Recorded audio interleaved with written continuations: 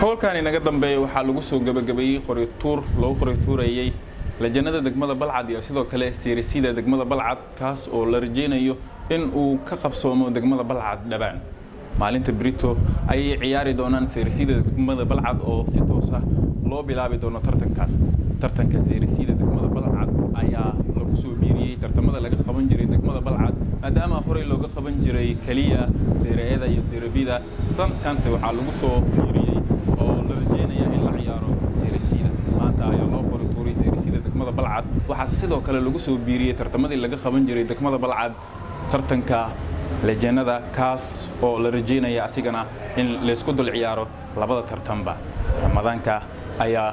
bisha barakeysan ee Ramadaan ayaana lagu maamusaya waan arki doonaa siday wax noqon doonaan maadaama la rajeynayo in tartanka kan uu noqdo tartan ka xiiso badan tartamadii hore loo soo ciyaaray dhabaan ay ahayd tartankii iskuulada maadaama uu soo gabagaboobay tartankii iskuulada dhabaan ay ahayd tartankii iskuulada waxaana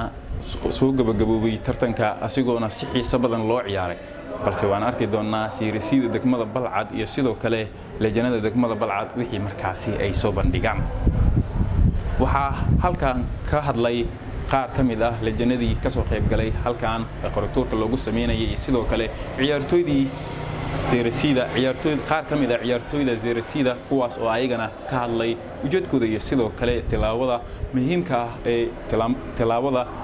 ah ay qaadeen xiriirka kubadda cagta ee degmada Balcad ugu dambeyn waxaa soo gabagabeeyay oo si faahfaahsan uga hadlay dumiyaha xiriirka kubadda cagta ee Abees Cali Daahir Abees Kabiila anigu wajilaana cali muxuu kamara kamerada qurux badan waxaan u duubay saaxiibkay jaanka anigu kamaro idin dhahaya sports format